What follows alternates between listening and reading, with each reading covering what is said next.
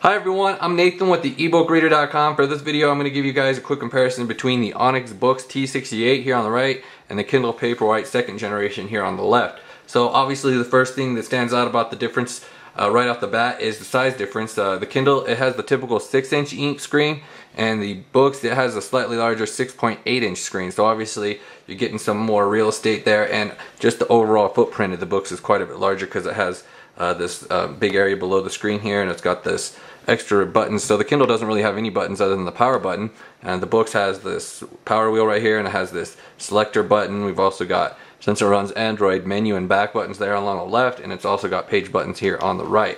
So when it comes to comparing these two devices, it's kind of hard to where do you begin, because the Boox, it runs Android and it can install Android apps. So right now I'm showing you the Kindle Android app on the Boox, so you can actually get your Kindle books onto this e-ink e-reader that's not a Kindle just by using the Kindle for Android app. The main difference is, you can see right here, the Kindle Android app on the Boox, it doesn't render the text nearly as dark as it does on the Kindle Paperwhite. It's definitely a lot darker on the Kindle. And another thing that stands out when these two devices are side by side, it's probably not going to show up on the camera very good, but the background is a little bit whiter on the Kindle than it is on the Boox. Boox has a slighter yellower tone to it. Both these devices have front lights, and both of them have the front light turned up to maximum right here. Let me turn the light off briefly just to show you the front lights right there. But yeah, so the Kindle's is a little bit lighter. It has the Carta screen, whereas the Boox, it has a Pearl screen, and they both have the high resolution. So there, another difference obviously when you're turning pages, the Kindle, you touch the screen with the Kindle. On the Boox, you can use these buttons down here or touch the screen, but side buttons don't work, so they're not hard-coded for it. But you can turn the screen with this button. But as you see, when you turn the screen on the Boox, the Kindle app's set up for animated page turns because it's set up for tablets, not e-ink e-readers. So the page transitions are definitely smoother on the Kindle here. I have the refresh set to every page, so you get that black flash, but you can actually go into settings and turn the partial refresh on so that it stays on all the time instead of doing that black flash. So we go in here to reading options, page refresh, then we can go back to the book, and then it won't do that flash. It's sort of a little more like this, but this one obviously does that slide. So it's a little bit, the text renders thinner and it renders a little more rough around the edges, just the way it does that. Let's get sort of a comparable size here. This is about the same size. So it's definitely darker. It looks like it's like bold is enabled basically on the Paperwhite screen, whereas here on this one it's not. Let's go ahead and get the exact same font even. Since with this Kindle app we do have the adjustable font choices, this app has the font choices as well, or the Kindle Paperwhite. You go in here to the A, and you've got those different font choices in different sizes, and so basically you've got the same sort of setup, but obviously with the Paperwhite it just renders the text a little bit better, just the way it's set up for e-ink, whereas this one's set up for tablets. But either way, you can actually read your Kindle books on the Boox if you want to. And then if we compared the Kindle to the Boox's reading app, the text is going to be more comparable. It's going to be darker than it is in the Kindle Android app. See, right now those texts pretty much look the same as far as darkness. They're both nice and smooth around the edges, don't have any rough spots. So this one you can set the refresh. You have more refresh settings on the Boox for as far as the screen flash, because if you come in here you can actually customize it between all those, where the Kindles you can just turn it on or off. And then the Kindle will do the full page refresh eventually. It usually does it at the start of a next chapter, or like if you get an image on there, it usually does the full page refresh. It did it right there, and it wasn't even started a chapter. So I think it does like every 12 pages or something on the Kindle. Okay, so when we're comparing the default app on the Boox, the app that it comes with for reading EPUBs and some other formats like FB2, it does have a lot more adjustable settings than like your run-of-the-mill Kindle for Android app. You can go choose from a lot more font choices, and we've also got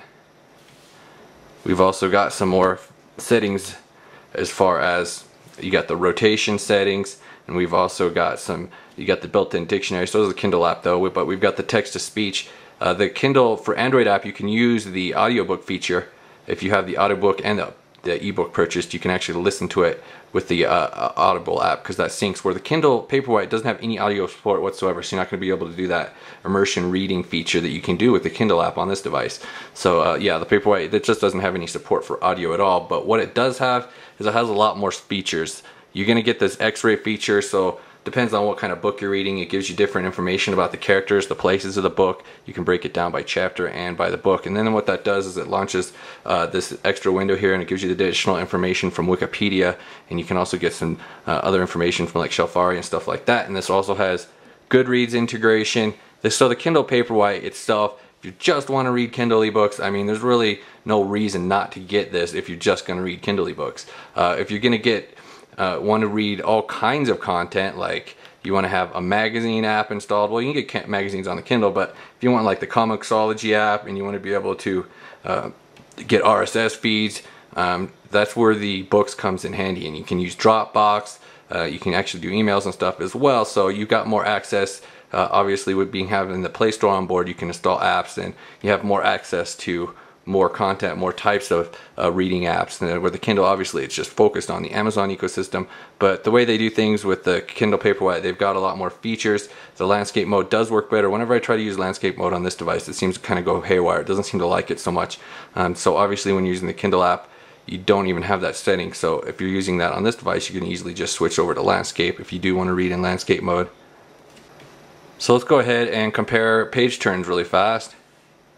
The Kindle is going to be faster than the books, but the books does have these page buttons. If you want to use the page buttons, the Kindle doesn't have any page buttons.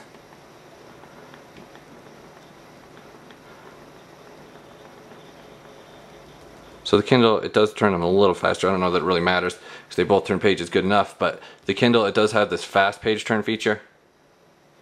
So if we pop this out right here, you can actually scan through pages really quickly by seeing it in this window right here, and you can jump to chapters.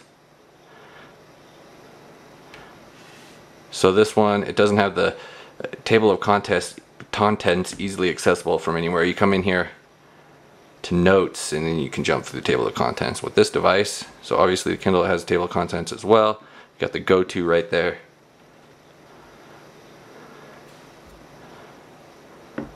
So the Kindle also has obviously the built-in features.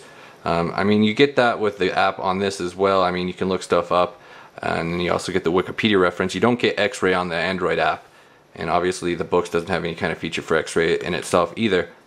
It doesn't have the Wikipedia lookup either, so that's something you get with the Kindle. And it also has translations, so you do get some extra features in the Paperwhite just because they've been doing it for so long. They've got all these different features added. Kindle also offers the vocabulary builder, so you've got the words that looked up in the dictionary, everything you've looked up, it will automatically go into your vocabulary builder.